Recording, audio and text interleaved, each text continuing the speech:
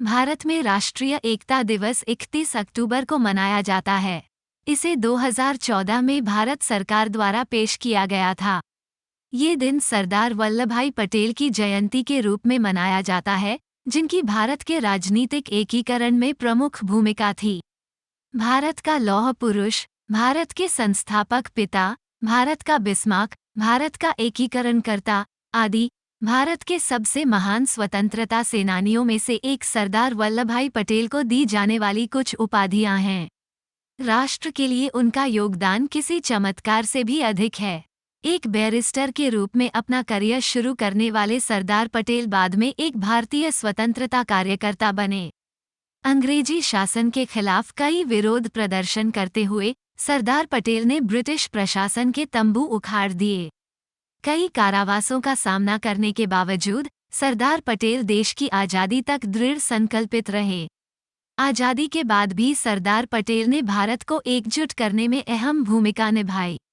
आइए जानते हैं भारत के लौह पुरुष के बारे में कुछ और रोचक तथ्य। 1. शादी और फिर हाई स्कूल 1891 में 16 साल की उम्र में उनका विवाह झावेरबा पटेल से हुआ और 22 साल की उम्र में उन्होंने मैट्रिक पास किया। 2. बैरिस्टर बनने की प्रारंभिक महत्वाकांक्षा। बचपन में ही उन्होंने बैरिस्टर बनने का मन बना लिया था। वो इंग्लैंड में पढ़ाई करना चाहते थे। उस समय उनका परिवार इतना अमीर नहीं था कि उन्हें किसी कॉलेज में दाखिला दिला सके। 3. जब प्लेग ने उस पर हमला किया। जब वह प्लेग से पीड़ित अपने दोस्तों की देखभाल कर रहे थे, पटेल उसी बीमारी से पीड़ित हो गए।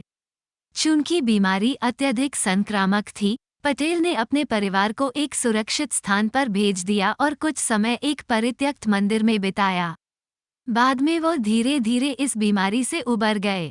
4. पाइप परिवार से दूर। पटेल ने कई वर्ष परिवार से दूर बिताए, दोस्तों से किताबें उधार लेकर खुद पढ़ाई की।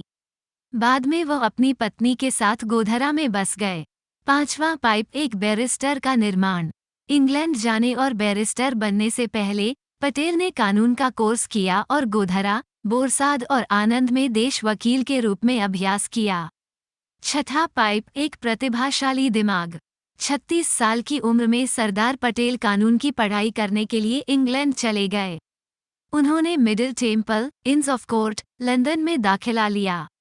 वहां उन्होंने अपना 36 महीने का कोर्स 30 महीने के भीतर पूरा किया और कॉलेज की पृष्ठभूमि न होने के बावजूद अपनी कक्षा में टॉप किया। 7. पाइप काम के प्रति समर्पित। 1909 में उनकी पत्नी झावेरबा पटेल को अस्पताल में भर्ती कराया गया और कैंसर का पता चला। सफल सर्जरी के बावजूद अस्पताल में उसकी मृत्यु हो गई।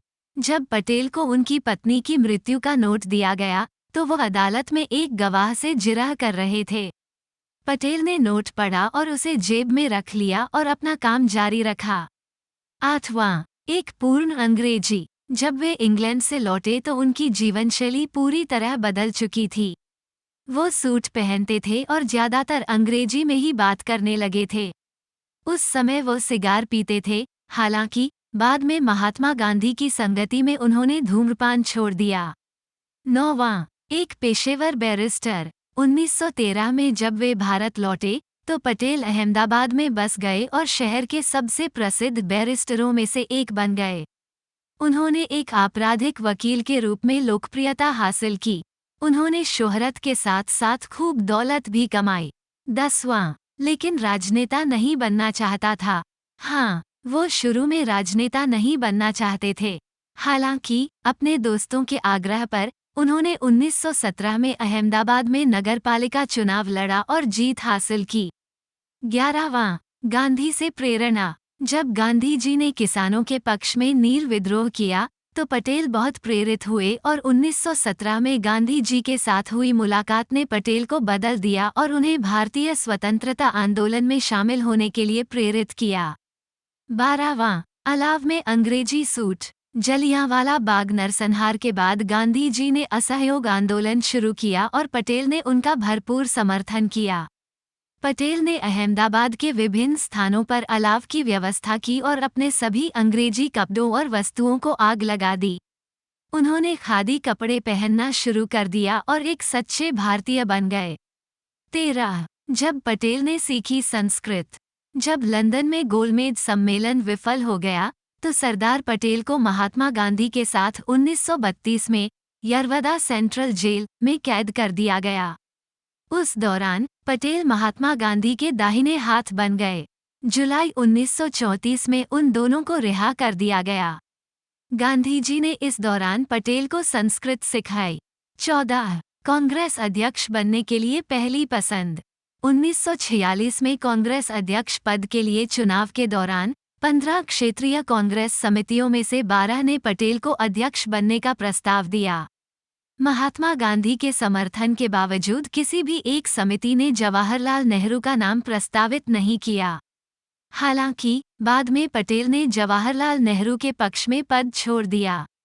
15 भारत का बिस्मार्क। जैसे ओट्टो वॉन बिस्मार्क ने 1860 के दशक में जर्मनी को राजनीतिक रूप से एकीकृत किया था, उसी तरह वल्लभ भाई पटेल ने भारत को एकीकृत किया। उन्होंने 562 से अधिक रियासतों को भारत में मिलाया। एकीकरण के समय वह भारतीय सशस्त्र बलों के पहले कमांडर इन चीफ थे। 16 इतनी देर से क्यों? राष्ट्र के प्रति उनके अनगिनत योगदान के बावजूद सरदार पटेल को कई दशकों तक सर्वोच्च नागरिक पुरस्कार भारत रत्न नहीं दिया गया। हालांकि 1991 में सरदार पटेल को मरणोपरांत भारत रत्न से सम्मानित किया गया था।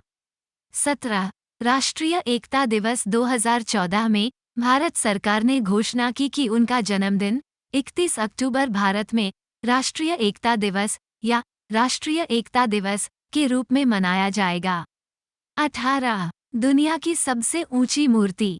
2018 में भारत सरकार ने पटेल के सम्मान में दुनिया की सबसे ऊंची प्रतिमा स्टैच्यू ऑफ यूनिटी का अनावरण किया।